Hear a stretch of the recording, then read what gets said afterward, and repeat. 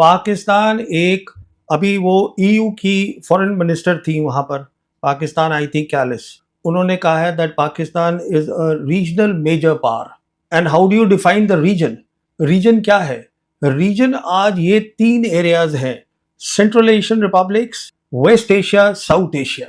और आज Trump needs Asim Munir more than Asim Munir needs Trump.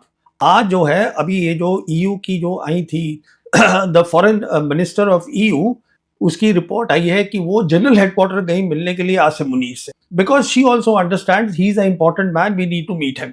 So and even president Trump, he talks about my favorite field marshal, after that he says the prime minister. So कहने का मतलब ये नहीं है कि Asim Munir is there, he is, I mean he is the army chief, it is about the army chief. तो कहने का मतलब ये है, तो जब आप याद करिए ना 2008 के अंदर जब जनरल मुशर्रफ ने कहा था, और हमारे यहाँ हमसे मनमोहन सिंह से बात हो रही थी, डॉक्टर मनमोहन सिंह के, तो उन्होंने कहा था कि मैं इतने घंटे के अंदर इसको सॉर्ट आउट कर देता हूँ कश्मीर को, and he give that 4-point plan also. और वो कर भी सकते थे, फिर वहां पे उनकी अपनी प्रॉब्लम्स हो गई, हमारे यहाँ भी कुछ क्योंकि सेंट्रलाइज्ड है वहां पावर, डेमोक्रेसी कम है, लॉयर्स की वो हो गई वहां। फिर ये भी है ना कि वहां कुछ लोग मिलकर सारा फैसला कर सकते हैं। देखिए, उनसे बातचीत करनी बहुत आसान है, क्योंकि उसमें ये नहीं है कि आपको उससे भी बात करनी है, उससे भी बात करनी है, इससे भी बात, आपको पता है किससे बात करनी है, पर हम बात करते नहीं।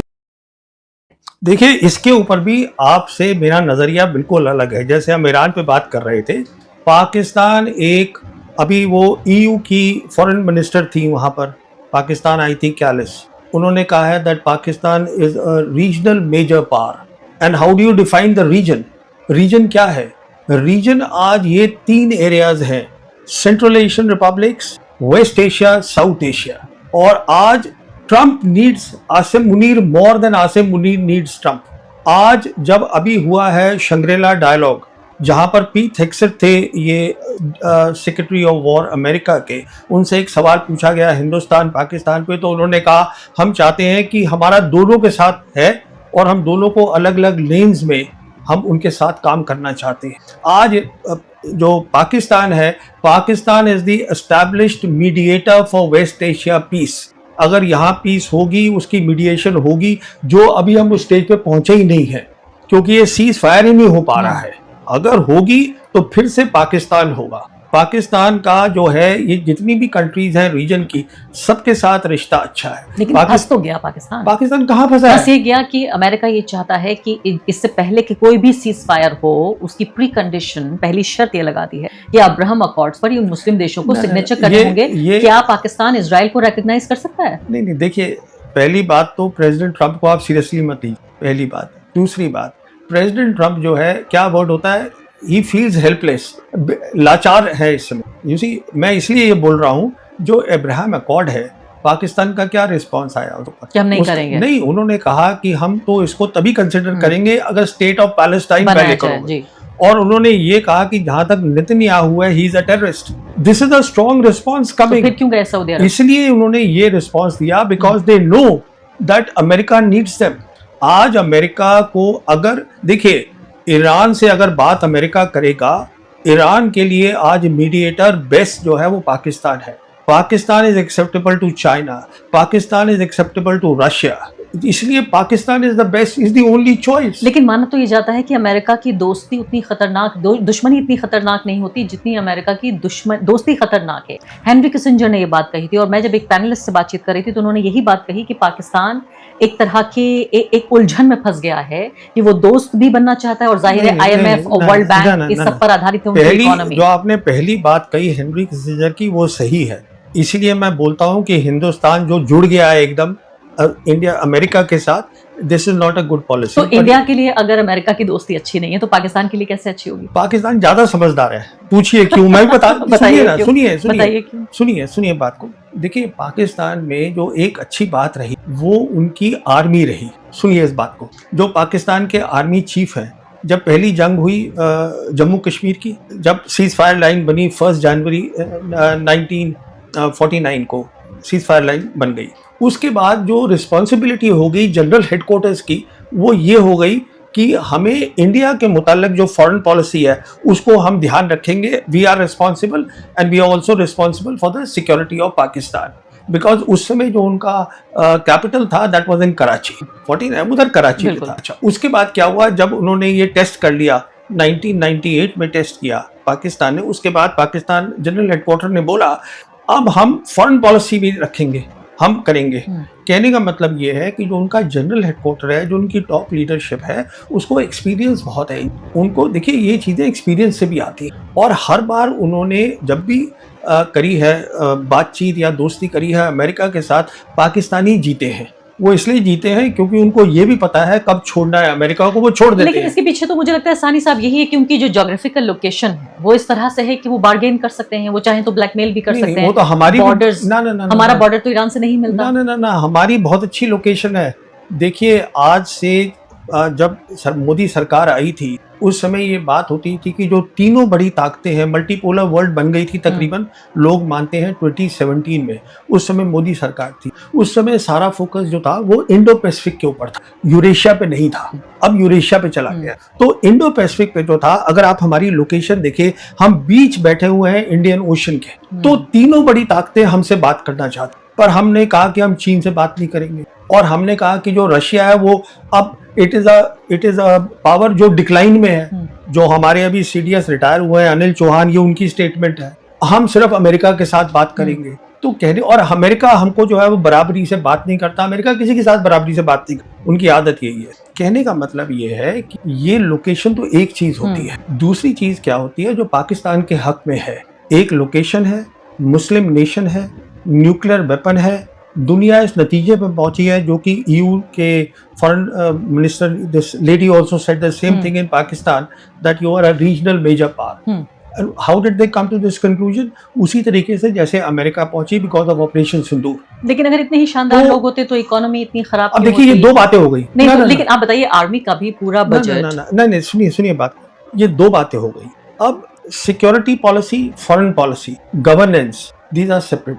अब गवर्नेंस में कमजोरी है, वो उनको ठीक करनी पड़ेगी। लेकिन देखिए एक गरीब मुल्क के लिए, आपने चूंकि उनकी आर्मी की तारीफ की, इसलिए मैं सवाल यहाँ ये पैदा होता है कि कितने गरीब मुल्क के लिए सिर्फ इसलिए कि उनकी पूरी आर्मी और पूरी जो उनकी स्ट्रेटजी है वो इंडिया के अगेंस्ट है, इंडिया सेंट्रिक है, इसलिए एक बड़ा हिस्सा उनके बजट का जाता है उनकी आर्मी। हमारे यहाँ भी बहुत कोशिश करते हैं लोग कि ज्यादा से ज्यादा डिफेंस को जाए बजट। हो सकता है आप एक पूर्व सैनिक के तौर पर आप भी इस बात की वकालत करें, मैं इसकी वकालत नहीं करती कि ज्यादा बजट जाना चाहिए डिफेंस को। मुझे लगता है वो एजुकेशन में जाना चाहिए और दूसरे वेलफेयर के कामों में जाना चाहिए। लेकिन अगर यही आर्मी का ये पूरा कंट्रोल नहीं होता तो उनकी इकोनॉमी बेटर होती। क्यों वर्ल्ड बैंक, IMF और अमेरिका और साथ साथ सऊदी अरब, UAE, इन सब की डोनेशंस पे तो ये मुल्क, ये जो मुल्क है हमारा पड़ोसी मुल्क, ये डिपेंड करता है। तो इतने शानदार कैसे हो गए, इतने कामयाब कैसे हो गए? तो अब आप इसका जवाब सुनिए। जवाब इसका ये है, ये दोनों चीजें अहम होती है, देश की तरक्की, डेवलपमेंट, और आपकी सॉवरेन इंटीग्रिटी, कि आपके बॉर्डर सिक्योर हैं। अच्छा, अभी तक क्या होता था, जब यूनिपोलर वर्ल्ड था, तब ये सोच होती थी, सबकी होती थी, कि आप ज्यादा पैसा जो है आप उस पे लगाइए सिक्योरिटी के ऊपर, फौज खड़ी करिए। अब एक जो नई सोच आ रही है, जिसका मैं बता रहा हूँ न्यू वर्ल्ड ऑर्डर, इसमें एक नया कॉन्सेप्ट आ रहा है जो कि जिसको सपोर्ट कर रही है चाइना और रशिया, और जो शी जिनपिंग ने प्राइम मिनिस्टर मोदी को भी बताया था अक्टूबर 2019 में, जब महाबलीपुरम में सेकंड इनफॉर्मल समिट हुई थी। उसको कहते हैं हम कलेक्टिव सिक्योरिटी। उसका मतलब ये होता है, मिसाल के तौर पर हमारे जो है प्रॉब्लम है, पाकिस्तान को और हिंदुस्तान को लाइन ऑफ कंट्रोल है, तो उसके लिए हमें क्या करना है, बातचीत कर, ये देखना है कि किस तरीके से हम उसको, जो हमारा डिफेंस है, उसको हम सिक्योरिटी में कन्वर्ट करें। वो एक अलग कॉन्सेप्ट है, जिससे कि ज्यादा पैसा जो है वो डेवलपमेंट में लगाया जा सके। मिसाल के तौर पर ये सलाह जो है, ये पाकिस्तान को, जब हमने 5 अगस्त 2019 को ये 370 और 35A हटाया जम्मू कश्मीर से, उसके बाद ये general Bajwa, Imran Khan prime minister, ये सब गए थे वहाँ पर चाइना। तो शी जिनपिंग ने खुद बताया था जनरल बाजवा को, जो जनरल बाजवा ने मुझे बताया था, जबकि उनकी 2022 में नेशनल सिक्योरिटी पॉलिसी इस्लामाबाद में उन्होंने करी थी, पब्लिक करी थी, तो मुझे भी वहाँ पे इनवाइट आया हुआ। तो हाँ, मैंने उनसे खड़े खड़े ये बात करी, तो उनको ये बताया था शी जिनपिंग ने, जो उनकी मीटिंग हुई थी जनरल बाजवा की, आप ऐसा करिएगा, आप जो है कश्मीर इशू है, पर आपका बड़ा इशू होना चाहिए डेवलपमेंट, आप उस पर फोकस करिए। और उसको मिसाल दी उन्होंने कहा कि देखिए, हमने मकाऊ और हांगकांग के लिए 99 ईयर्स और 104 साल जो है हमने वेट किया, हमने डेवलपमेंट पे रखा फोकस। इसीलिए आज पाकिस्तान आपसे कह रहा है बार बार कि हमसे बात करिए। चाइना कह रहा है कि आप बात करिए, वो इसलिए नहीं कह रहा है क्योंकि वो आपसे डर गया है, वो इसलिए कह रहा है बिकॉज इससे पूरे रीजन की तरक्की होगी। बिल्कुल। तो इसको हम बोलते हैं कलेक्टिव सिक्योरिटी, जो समझनी है ये समझना क्या होगा कि जंग का नहीं, शांति का वक्त है। हाँ। लेकिन मैं चूंकि अब डोमेस्टिक पॉलिटिक्स अगर देखने की आप हाँ, कोशिश करें जी, जी। पाकिस्तान की, तो उसमें साफ तौर पे यही होता है कि भारत को डराकर, ज्यादा से ज्यादा भारत के नाम पर डराकर ज्यादा से ज्यादा फंड जो है वो शिफ्ट किया जाता है। मिलिट्री का पूरा टेक ओवर है। जो भी वहाँ गवर्नेंस का स्टाइल है, मैं तो उससे बिल्कुल सहमत नहीं हूँ। और एक ऐसे व्यक्ति के तौर पर जो समझती है कि हमेशा सेना को सरकार के मातहत होना चाहिए, ना कि अदर वे अराउंड। तो ऐसे में मुझे ये बताइए कि ये डायलॉग मुमकिन कैसे है, क्योंकि जो वहाँ की डोमेस्टिक पॉलिटिक्स, हमारी डोमेस्टिक पॉलिटिक्स उस पर भी हम लगातार चर्चा करते हैं, लेकिन इनकी डोमेस्टिक पॉलिटिक्स पे चर्चा कर लेते हैं। वो भारत के नाम पर डरा कैसे पाएंगे अपनी आवाम को, इलेक्शन कैसे जीतेंगे अगर बातचीत शुरू हो जाएगी। बल्कि उनसे बात करना आसान है, मैं समझाता हूँ कैसे आसान है। देखिए, इसमें ऐसा है कि आज जो है आर्मी चीफ जो है उनका, जो फील्ड मार्शल आसिम मुनीर है एंड द जनरल हेडक्वार्टर्स, वो उनकी सिक्योरिटी पॉलिसी भी कंट्रोल करते हैं, फॉरेन पॉलिसी भी कंट्रोल। और जो उनका आज NSA है वो DG ISI भी है। Lieutenant general Asim Malik NSA भी है और DG ISI भी है, दोनों रोल कर रहे हैं। अच्छा, इसका मतलब कहने का ये हुआ कि he is that person who can take decisions कि हमें क्या बात करनी है। He is that one point single point person. अच्छा, अब आपका ये सवाल उठता है जो कई लोग यहाँ पे उठाते हैं कि अगर साहब शांति कर लेंगे तो फिर वो डरेंगे कैसे? हाँ, देखिए वही है ना, आज जो है वो फॉरेन पॉलिसी में भी, आज जो है अभी ये जो EU की जो आई थी the foreign minister of EU, उसकी रिपोर्ट आई है कि वो जनरल हेडक्वार्टर गई मिलने के लिए आसिम मुनीर से, because she also understands he is a important man, we need to meet him. So and even president Trump, he talks about my favorite field marshal, after that he says the prime minister। so कहने का मतलब ये नहीं है कि Asim Munir is there, he is, I mean he is the army chief, it is about the army chief। तो कहने का मतलब ये है, तो जब आप याद करिए ना 2008 के अंदर जब जनरल मुशर्रफ ने कहा था, और हमारे यहाँ हमसे मनमोहन सिंह से बात हो रही थी, डॉक्टर मनमोहन सिंह के, तो उन्होंने कहा था कि मैं इतने घंटे के अंदर उसको सॉर्ट आउट कर देता हूँ कश्मीर को, and he give that 4-point plan also. और वो कर भी सकते थे, फिर वहाँ पे उनकी अपनी प्रॉब्लम्स हो गई, हमारे यहाँ भी कुछ क्योंकि प्रॉब्लम्स सेंट्रलाइज्ड है वहाँ, पावर डेमोक्रेसी कम है, लॉयर्स की वो हो गई वहाँ। और फिर ये भी है ना कि वहाँ कुछ लोग मिलकर सारा फैसला कर सकते हैं। देखिए, उनसे बातचीत करनी बहुत आसान है, क्योंकि उसमें ये नहीं है कि आपको उससे भी बात करनी है, उससे भी बात करनी है, इससे भी बात, आपको पता है किससे बात करनी है, पर हम बात करते नहीं है। आप इसको अच्छी चीज बता रहे हैं, मेरी नजर में ये बहुत अच्छी चीज नहीं है। मैं जो सेंट्रलाइज्ड पावर है मैं उसके खिलाफ नहीं, वो खैर हमारा ओपिनियन में देखिए last word let me say on this, see let me not comment, and I think nobody should comment on the governance of any other country. अब वो भी हमारी गवर्नेंस पे कमेंट कर सकते हैं, अच्छा नहीं लगेगा। एक फ्री वर्ल्ड में तो होनी चाहिए सबको किस बात की? इस बात की देखिए, ये चाइनीज की मुझे एक बात बहुत अच्छी लगी, शी जिनपिंग ने एक इनिशिएटिव अनाउंस किया जिसको क्या बोलते हैं, ग्लोबल सिविलाइजेशनल इनिशिएटिव, कि आप रिस्पेक्ट करिए दूसरे की सिविलाइजेशन में, आप उसकी आइडियोलॉजी में दखलबाजी या इंटरनल मैटर में दखलबाजी मत करिए। मुझे तो लगता है सानी जी की जो ग्लोबलाइज वर्ल्ड है, जहां जहां गरीब लोगों की बात आती है, आम आदमी की बात आती है, ह्यूमन राइट्स की बात आती है, फ्रीडम की बात आती है, वहाँ किसी भी देश को अधिकार होना चाहिए दूसरे देश पे कमेंट करने का। क्योंकि हम ये नहीं कह सकते कि हमारा तथाकथित ये इंटरनल मैटर है। जब भारत में सरकार ये कहती है तब भी मैं सहमत नहीं होती। किसी और अगर गवर्नमेंट होगी किसी और कंट्री की, तब भी मैं यही कहूंगी कि हर किसी को इजाजत होनी चाहिए, और खासकर एक ऐसा पड़ोसी जिससे मैं कहूंगी हिप टू हिप आप जॉइंट हैं, तो उस लिहाज से तो और भी ज्यादा हमारे जो किस्मतें हैं वो भी जुड़ी हुई हैं। देखिए, इसमें दो बातें हैं। पहली बात तो दुनिया ग्लोबलाइज्ड भी नहीं है, दुनिया ही तकसीम हो गई है।